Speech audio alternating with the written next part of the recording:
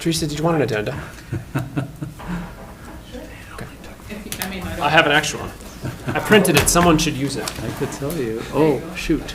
We'll, And in a what's moment, start what's the password here. I have a new meeting of the Oh, Cook it'll County pop Housing and on Redevelopment automatically. Authority, Well, Yep. July 18th, Thursday at 3 o'clock p.m.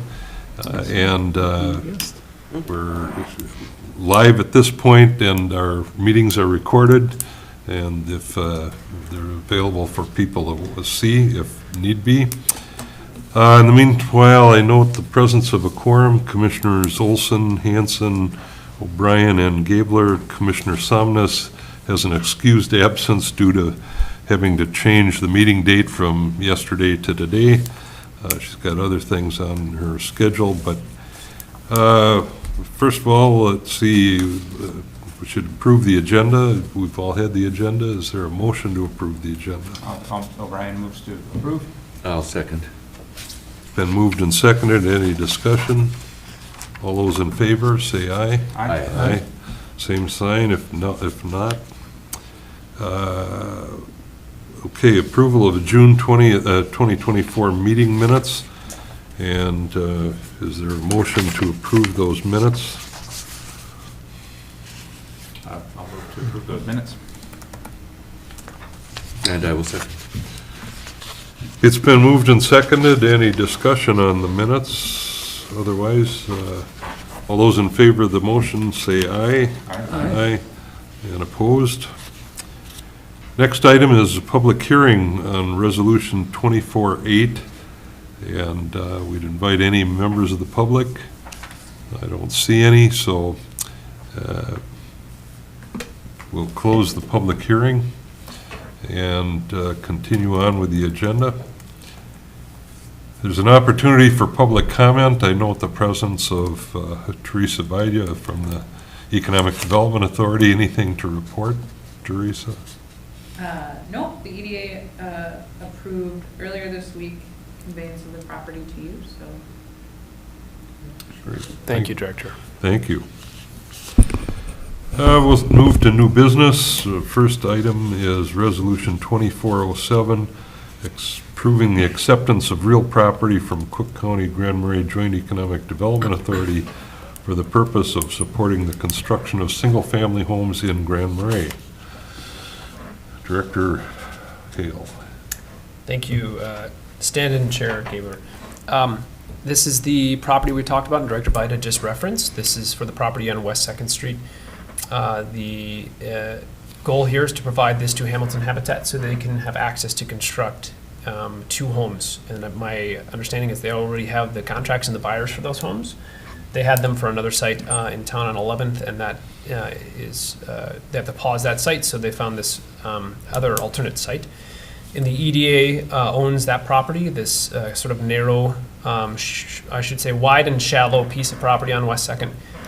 This resolution authorizes us to accept it from the EDA, and as Director Bida said, they approved on Tuesday providing us the property, which is convenient for this resolution. So we have to approve the acceptance, and then the next resolution approves the conveyance, and we can talk about that in a moment. Any questions about this resolution? No. Okay. Is there a motion to approve the Resolution 2407? Also move. A second? Second. It's been moved and seconded. Any further discussion on that resolution? Hearing none, all those in favor say aye. Aye. Aye. Opposed? None. Motion is adopted. Resolution 2408 authorizes the executive director to enter into a land sale agreement with Hamilton Habitat for the conveyance of real property for the purpose of supporting the construction of 2 single-family homes. Yes, Commissioner Gabler, as I just referenced, this is the second half of this transaction. Now that we have approved accepting it, the public hearing was to allow, anytime we dispose of property, we have to hold a public hearing to make sure the public has a chance to comment. And this is, essentially, the spirit of this is we're going to do a one closing with the title company. And we have title services already ordered and ready to go, a deed drafted, and so this is the sort of final step. If this is approved by the board, we will then schedule a closing with Hamilton Habitat, And they are, actually, I just, right before the meeting, got the last piece of information I needed from them to be able to close. So this, again, is that property on West Second. It will, they already have a contract or purchase agreement for about a half acre just north of that, where they will construct the homes. So it's actually shaping up pretty well, and it should be a tidy transaction. They can commence construction pretty quickly. There are, as you probably saw, I believe the land sale agreement was attached to the resolution. There are some stipulations, of course, and like I said, Hamilton Habitat has met the requirements for us to be able to close, but they're also going to put on the homes, as we had in our last agreement with them, those deed restrictions with regard to resale. So the spirit of this, of course, is to build for sale homes that are more affordable for local residents, and then that it would remain so. So any questions, I'm happy to entertain. Hard to find anybody with more experience at doing that than Hamilton Habitat in this community, so. Is there a motion, first of all, to approve Resolution 24? I move to approve. And second? I'll second. Been moved and seconded. Any discussion on Just- the resolution? One question for the director. You mentioned that there were provisions in place. Is that for the maintenance of these properties as affordable? Is that embedded in the land sale agreement? I'm just. Correct, Commissioner. There are two deed restrictions that they have agreed to put on the property. Cannot be rented on a short-term basis for vacation rental. And additionally, if the buyer decides to sell the property within a 5-year time frame, any profit is split between the seller and Hamilton Habitat to be able to perpetuate their work. Okay. Any other questions? If not, call the motion for approval. All those approved, say aye. Aye. Aye. Any negative reaction, say anything. Motion is approved. Next is Resolution 2409, authorizing the executive director to spend up to $35,000 on pre-development costs to prepare HRA-owned property for housing development. Thank you, Chair. So this is a new one, but not new. The Cedar Grove lots that the EDA approved for our acceptance earlier this year. As you know, I've been on this. There are two. And the southern one, I've been working with a prospective builder for a number of months, and we're working with the city to finalize access off of 7th and utility questions. This is with regard to the northern piece of property. And I have been mapping out a way to, with the advent of the IRR's housing grant program, it opens up an opportunity for us to act as the sort of table setter and developer of this property, and then we sell these lots at very affordable prices to income qualified households for development. That's the spirit of this. To be able to do that, of course, we have to do some digging. So we have a wetland delineation. What we don't have is an engineer looking at civil, for example, how we would lay it out, how many homes. I've roughly looked at platted how many homes are designed, how many homes can fit. Probably up to 6 comfortably on the site. And then the final thing we need to do, of course, is actually apply for, a plat and work with the city process. But this is all like gathering the information we would need to be able to put in an application, for example, to IRRR for infrastructure dollars. And I think I said in the resolution, or the statement of purpose, we did receive $25,000 from Lloyd K. Johnson for this type of work in March. We received that grant. And so we have the budget of the additional $10,000 from our development funds that we received from the levy. So this is still within the realm of the funding we have available. Question. Sure. So the funds would go towards surveying and digging and just technical work, not towards any real improvements?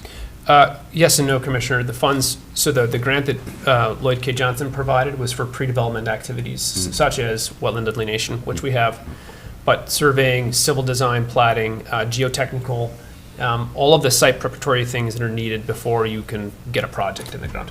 Will this cover it? No.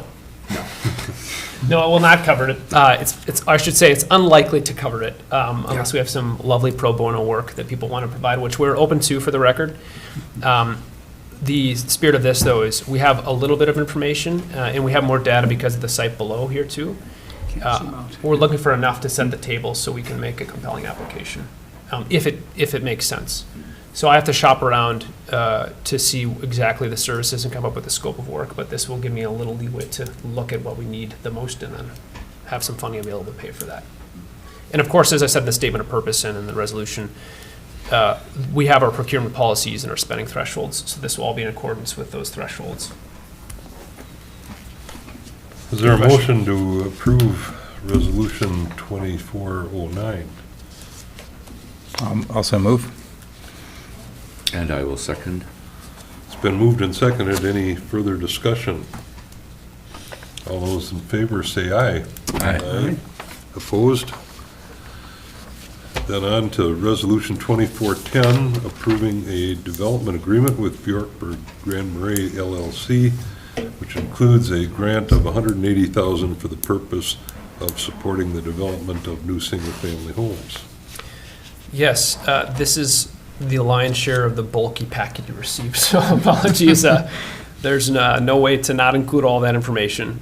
We've been talking about this project for quite a while. It was brought before the Planning Commission on July 3rd, and at that meeting, the City Planning Commission approved their preliminary plat request. I believe it's going to City Council on the 31st. And of course, Planning Commission has the first sort of review and go at it, and then it goes to Council. We wanted to wait until it got that preliminary approval before we started bringing this forward. And as you know, the IRRR is providing $225,000 for this project for infrastructure purposes. So the 180 that I'm proposing, I had long ago earmarked for match dollars that are required as part of that program. And this is the development, and you attached to the development agreement itself is the IRRR grant agreement that we already have in place.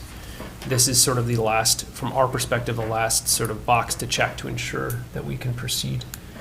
They are, I talk with them every week, but they are, we are going to be reissuing a public bid request.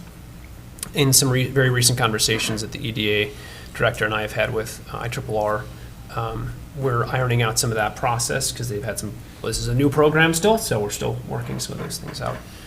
Nevertheless, again, this is the last sort of agreement for us to be able to proceed. And one thing for the public it's probably helpful to remind folks, because this has been a long talked about project and it kind of gets easily confused. Also worth clarifying is where this is. I know there's been a lot of confusion about where this is. This is on 3rd Street between 6th and 8th Avenue West on the north side of the road. There is currently a house and a small cabin on that site. That's the site we're talking about. The cabin's going to be removed in the next month or so. So that's where it is. The HRA's interest in this, from my perspective, are twofold.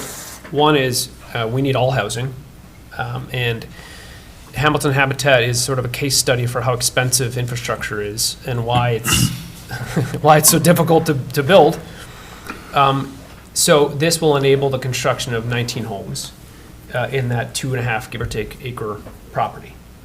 However many are fully completed, and when I mean not homes, the lots, that's what we went through some painstaking definitions in this agreement to make clear what we're trying to talk about.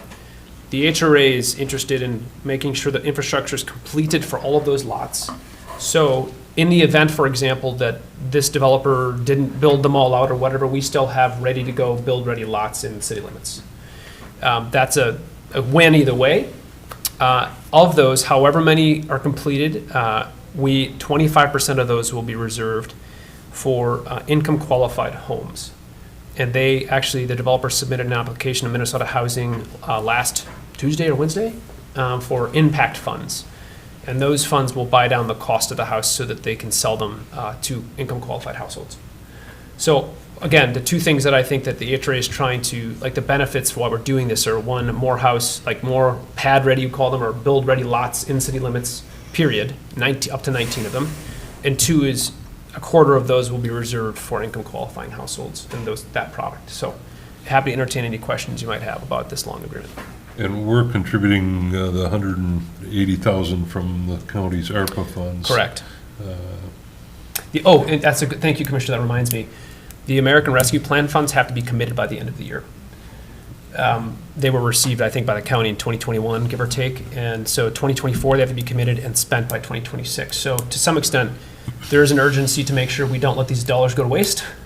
But this is, good as use as any to get them out the door. Well, it's also an indication of the commitment of the county to support the activity for housing in the county, and this is really a good example of the county plus the IRRR and coming to fruition. So, Just an arithmetic question. So the original objective by the developer was to get a $300,000 grant. They ended up getting $225,000. Did the three, and then there's a match requirement on the $225,000 for, is that for, I'm a little confused as to what the $180,000, is that being funded to make up for the $75,000 gap, or is that to be, what is the match requirement that's going to address? It's a great question. Both. So to your point, Commissioner, they did receive less than we'd applied for. Mm-hmm. So the original amount that we had proposed to provide was, I think, $150,000 of ARPA dollars. Okay. And so this is in part to make up some of that gap. In addition to that, IRRR at the beginning of the program was a little fuzzy where the match can and cannot come from. Subsequent to, since it was awarded, it was clear the match can come from, preferably, the more local partners and partnerships you have, the better the application. And so the match can come from local entities like us or the city, et cetera. And they can also use some of the equity from the developer as built in the project. Okay. So their construction costs and their equity is going to help cover the Got it. remaining gap. Okay, thank you. Yeah, you're welcome. Any other questions? is there a motion on Resolution 2410? I'll move the adoption of Resolution 2410. Yes. With Bjorkberg. And I will second. It's been moved and seconded. Any further discussion? If not, all those in favor say aye. Aye. Opposed? Motion carries. Thank you, everyone. We're down to E, Employment Agreement Amendment. That is attached at the final end of the board material, and it will change the contract we have with the executive director, which was really pointed out in our meeting a month and a half ago with the auditors, Redpath, as they were preparing for auditing our 2023 numbers, that there's a new requirement for reporting any PTO, personal time off, that can be accrued, needs to be called out. So that's the purpose of the amendment to the contract with the executive director. Any further comments? Two things. Excuse me, thank you, Commissioner. One, I have no pride of authorship. I looked for other examples to try to draft something because that's what the board directed. So if you want to make any tweaks, I'm happy to make them. And two, again, this is, we're sort of trying to ensure that this is good policy, period, I think, to have this in place for any employees. So this is just one of those things we didn't think through, didn't even know to think through until it was pointed out to us. So for the future of the HRA, this will be sort of a precedent set. Any questions beyond that? We should probably move to approve the amendment. I think Is there a so. motion to I'll approve move the to, amendment to the contract? I will move to amend the contract as reflected in the packet. Second. Moved and seconded. Any further discussion on this motion? If not, all those in favor say aye. Aye. Aye. Opposed? Motion carried. On to other business, the director's report. All right. Well, we're moving through the agenda quicker than anticipated, so I know it's Mug Club tonight, so we want to keep folks from that. Or so I'm told. Heard, yeah. Heard. So just a few things that I thought that the board would be interested in hearing a little more about. Starting with Norris Skogan, which again is that proposed project on the east side of town. It has been to City Council a couple of times now, and in fact, it was at the City Council meeting recently where they approved the development agreement with the city. And there's been a little confusion generally about why are there all these development agreements and who's on first. Just to be clear, when the city is involved with the public infrastructure component of any project, they have a development agreement with the builder to say, you're in the right of way, here's what you're doing, and we're agreeing to these terms.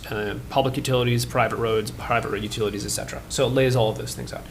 That was approved. I think the last time I was before the board, I reported that the project had taken a sort of a scaled down their ambition because of pricing issues. I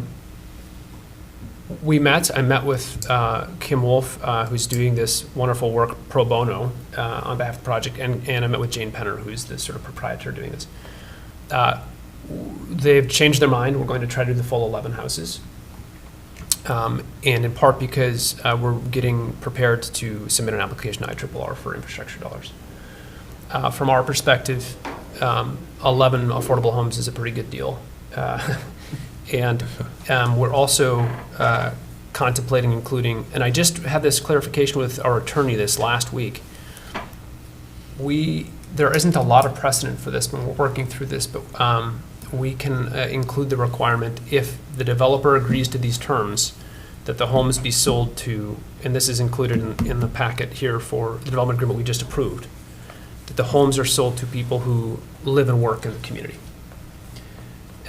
We cannot prohibit people from buying second homes. You can't stop acquisitions, but you can, if the builder, developer, seller agrees, restrict some number of them for who the buyer's going to be, if that makes any sense.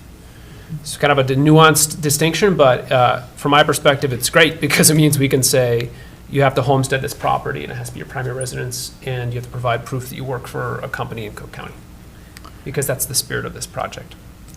What if they're retired? I guess the question is that something in the deed that would apply to future ownership as well, or is that the? For North Skogan, we're talking through that. Okay. Obviously, that can become restrictive for future, so we're trying to talk through timelines, how long would it be? Similar to the Hamilton Habitat, they have a 5-year horizon. So we have some of those details to work out. Great. Retirees, with regard to Bjorkberg, not relevant, doesn't matter. Whomever is income qualified, for the non-income restricted houses, you can buy whatever you want, it can be anybody. For the ones that the HRA is household income restricting, those we have more say over. And again, the spirit of their intent and our intent was to provide workforce housing.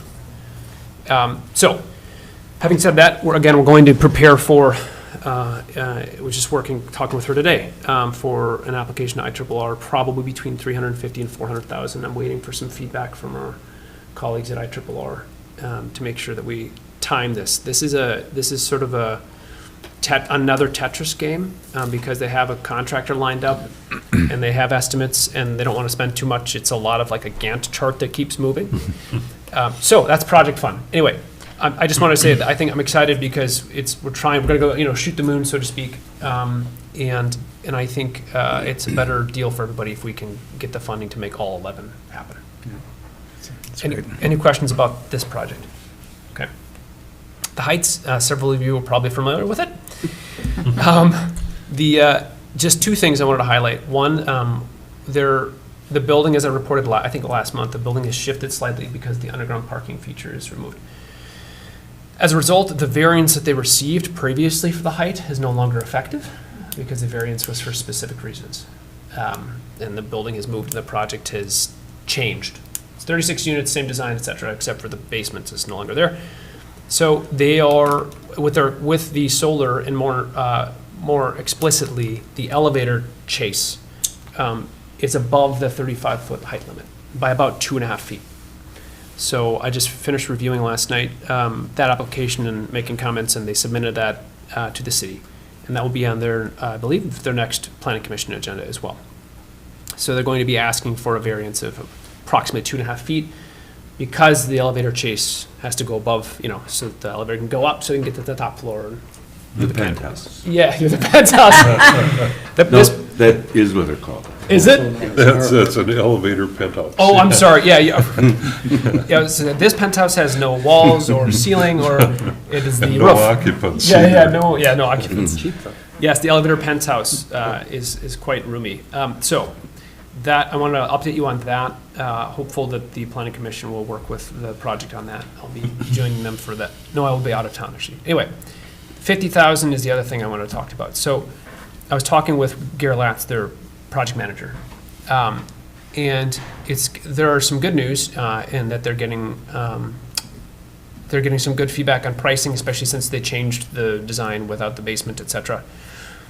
So one odd thing that is seeming to happen more, because as you probably well know, we're in a really interesting financing environment.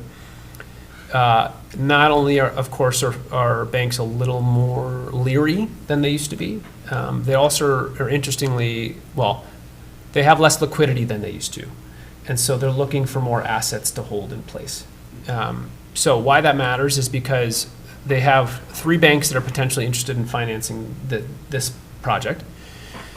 All 3 of them would like, as a part of their terms, to have the Heights commit or have cause to committed some dollar amount to be held in an account at their bank that could change, but they want to have like over X time, or 2 years, give or take. And it depends on the bank, so this is again another moving Gantt chart. Depending on the bank, $50,000 to $200,000 in place, and it could be the project itself, or it can be whomever. It doesn't matter, but I haven't seen that request before for such a small amount of money. I have seen it for a larger amount of money for a very large project. So this is a little new territory, so we're curious to see if this is a trend that starts, but it's 3 separate banks that are asking for this. I think it's sort of silly myself, but anyway, it doesn't matter. The reason I mentioned it to you is because last month we approved the agreement for Harborview. In that agreement, we have to hold an escrow of $50,000 for tenant-caused damages. My thought was, well, what if we just take that 50 and put it in whatever bank they end up going with? We have to hold it in place anyway, and it can contribute towards their balance that they need. And again, I've already made it clear, the bank has said, people can take it out. There's no controls over it. It belongs to whomever's account it is. They can take it and move it whenever they want. The total amount has to be at about this much for 2 years or something. So they could have 10 accounts with $5,000 or something like that. So it is not earmarked for the Heights project? It's just, correct. It's just. I would just submit a letter when we So open the thanks, account saying, folks. our balance is meant to contribute toward the overall, we're trying to help this project. Got it, okay. So it sounds very risk-free. And I will make sure that's in writing, but yes, that's what I want to Okay, confirm. yep, Which is again why I think it's such an interesting thing banks are requiring, but. it doesn't make sense. Do you want approval for that, or are you just informing us at this Well, point? two things. One, if it sounds sensible, a motion would be terrific, then I can report that to them. A motion, if, subject to the terms, making sure that it's risk-free, et cetera, we're not going to sign anything. All we would get a motion for is approval to put $50,000 in a future account for the Harborview project. And then we can put that in whatever. And it actually, we have the other thing that's probably relevant. We have a pledge, it's called, against the balance we have because of the ARPA money. It's above the FDIC limit right now, our bank account, which is great. We have that pledge, but because we got our levy, we're over the amount the bank would pledge. So it's not a bad thing to, Diversify. yes. Yeah. Is there any potential timing issue in terms of the escrow for the Harborview project, when we would release that, when that would be released, and how long, and the length of time we need to hold it for the Heights project? It's a great question. I made it clear to Gary, and he confirmed. Our funding of the Harborview project does not start, any of it start until July 1st, 2025. Because their contract with HUD, that's when it expires. Okay. So the $50,000 that's to be held in escrow is for after tenants, the first round of tenants have damages. So presumably it's 2 years from now would be the Got it. first time we'd Okay. be using this. But if it's sooner than for any reason, we can take whatever we need out with that's up to the Heights. So we don't need Harborview's consent to the putting the money out? We're the agents that keep the money in escrow. I'll move we invest $50,000 in whichever bank this helps the Heights project, subject to the caveats that you already detailed of making sure it's safe and legal. Point of order, if there are folks investing in that project, I would recommend recusing oneself from the vote of moving the money around. Yep. Is it okay if an investor makes the motion? Probably not. I'll make the motion to proceed putting $50,000 in. I rescind an my account. Okay, so motion. And, just want to be careful. yeah, Yeah, it's a good and point. is there a second to Second. that motion? All right. I think I'm the only one. That's Any further discussion on the motion? All those in favor say aye. Aye. Thank you. I'd like to note that I And, did yeah, not vote. And I will say that O'Brien and Hanson abstained. both, yes, they did not participate. That's the phrase you want to use. All right. Thank you. Okay, a couple of other quick updates. So I was in St. Paul on Tuesday and Wednesday, meeting, without going into too much detail, there was a big omnibus housing zoning reform bill that was before the legislature last year. It did not pass. It met with some fierce opposition, particularly from cities and the League of Minnesota Cities. I think I talked to you a little bit about it previously. The big contest was, the spirit of that legislation is to try to require zoning reform across the state, where certain zone districts would, put it this way, there'd be no explicitly single-family zone districts. So you could build a town, let's say a townhome or a duplex or triplex in any residential district.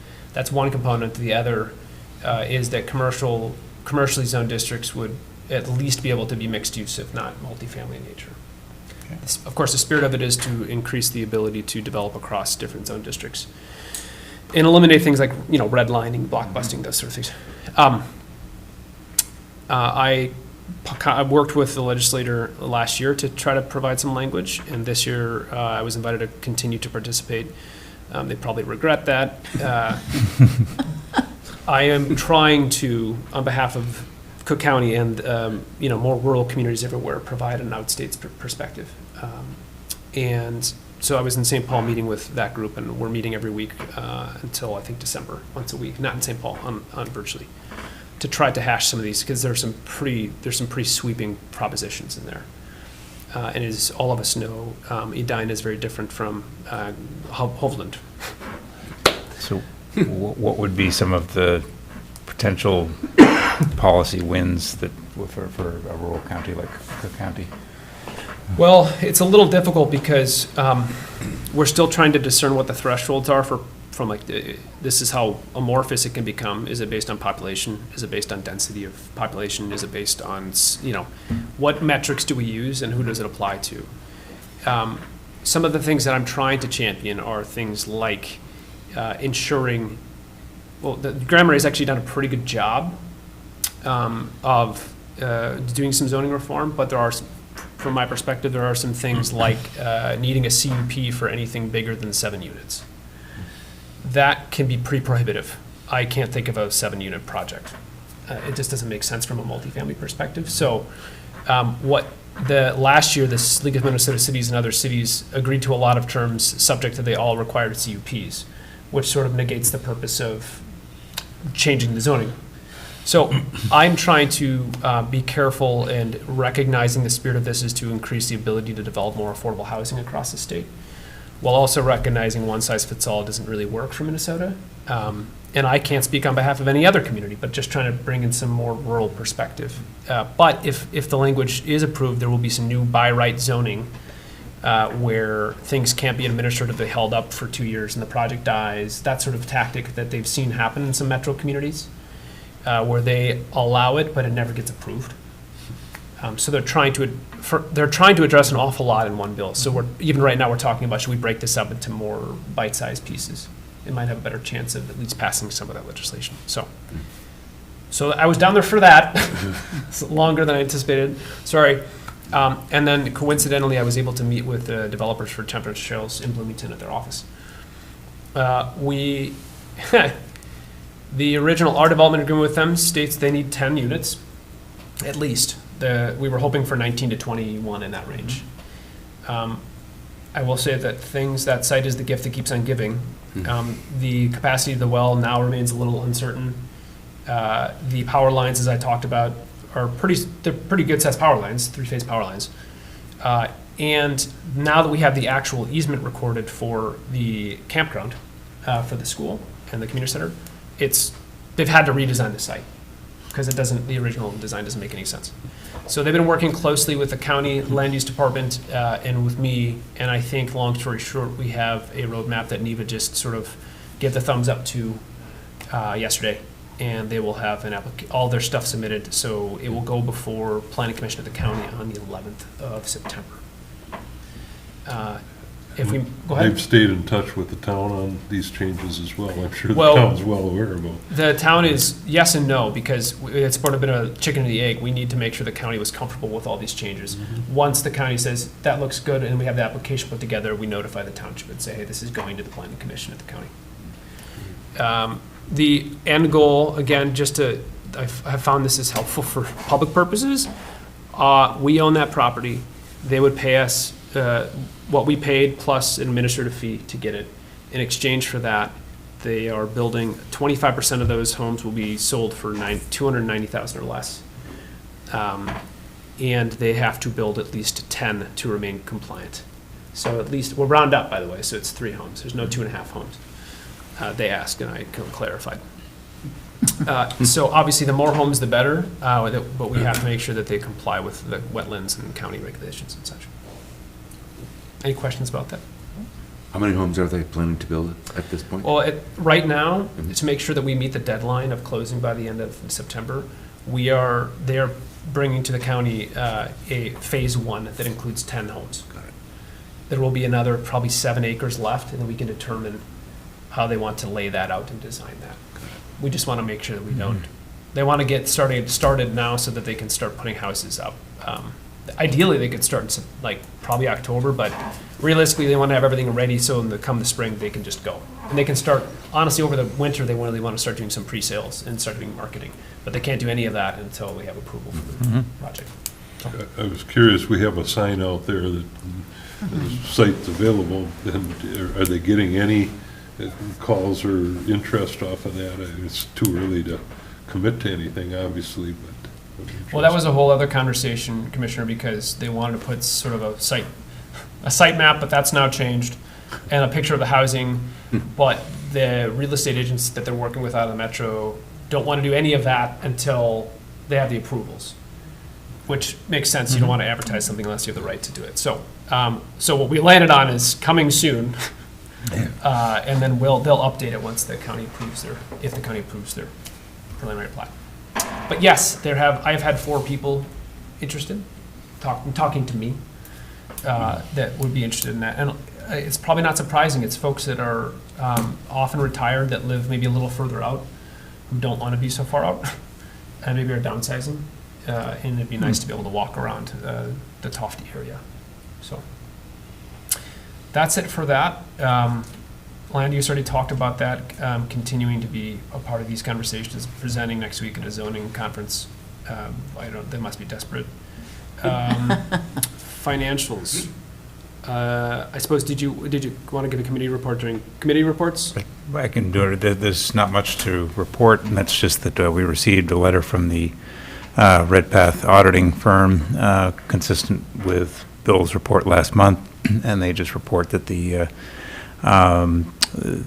audit is underway, commenced on July 15th, so just this week. Jason, you reported that they've been in touch with the director already this week, and information is exchanging, and their forecast is that they'll have the audit report prepared. This is based on the 2023 financials by roughly November. So that's. And I did talk to Auditor Powers about the 2022 audit of the county, and there's nothing of significance of the HRA in there, except that we had about $39,000 in the bank at the end of that. But there weren't any issues raised. It was a pretty small task to look at the HRA in that, but at least now we're moving gradually to the point where we will not only have our own audit, which is being done this year, but next year we will be in a different category within the county's financial statements, similar to the EDA and the hospital. So we're doing what we need to do. Next year, Commissioner, will be a more spicy audit, if you will, only because we didn't have the county doing all of, that's when we transitioned to our own accounting, so we have our own Right. bookkeeper. It's just a little more complicated. Spicy probably insinuates the wrong thing. It should be very boring, but there will be more documentation. So we're actually already, Redpath is working with me on how do we organize those things, and they're process-wise, and we're clarifying, chain of everything. So I don't know if I think that they'll be interested and well-prepared to do the 2024 audit if we select them to do so. The only other thing, financials to report, is that, we continue to fortunately get donations from CVR for the housing initiative. I just want to, when I get a chance, to call that out and say thank you. Regardless of the amount that it is, it's a great thing that they're doing to contribute. It is, and we wish them well in trying to expand that fund with other businesses in town. It'd be great to see some of the other businesses participate in that. Probably, maybe I'll talk to CVR and see how they're doing, and if we can help in any way, we should be doing that. So that's all I had. I don't know that there are any other committee reports.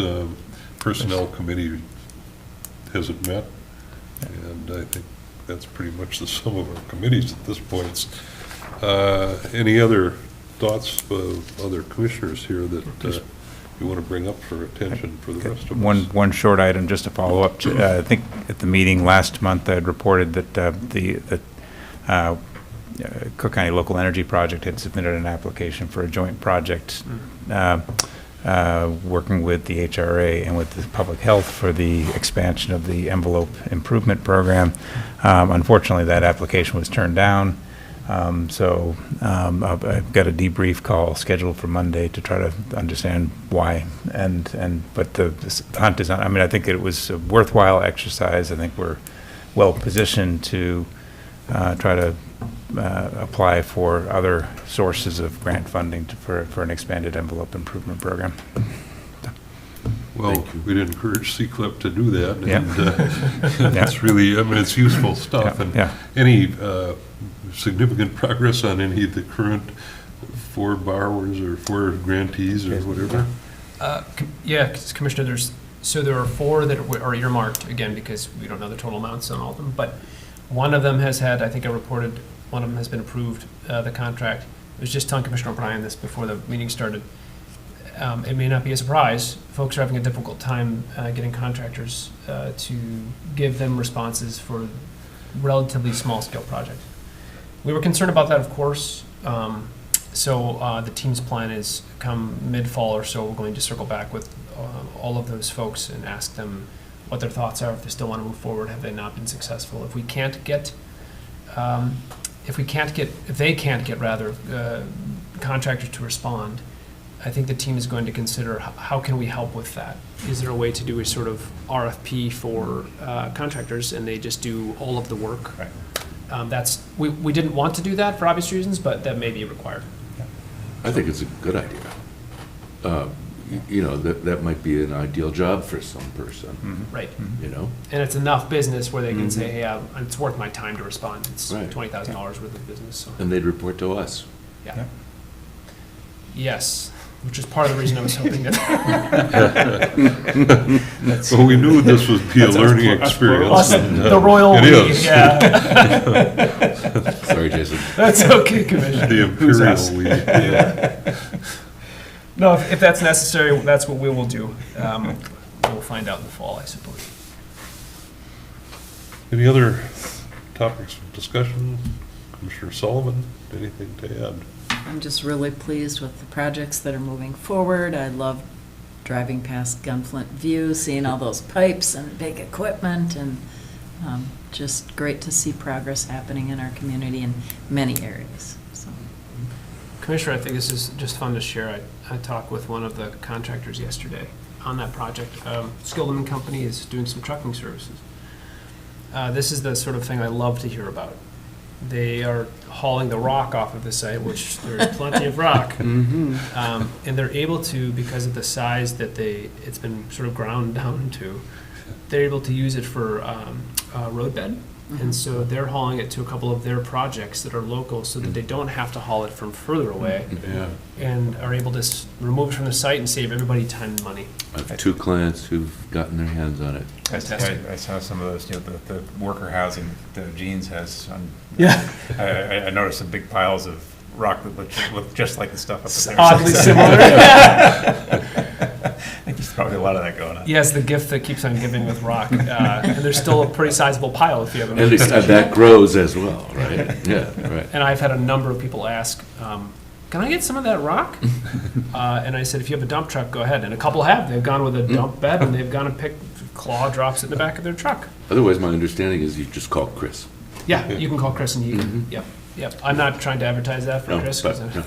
So, rumor has it that that's happened, I don't know. But just a fun thing that the project can Yeah. help in other ways. Yeah, for sure. Yeah. Anything else? Is there, do I hear a motion to adjourn? Yes. The motion's been made, has it been seconded? Yes. It's been made and seconded. Any discussion?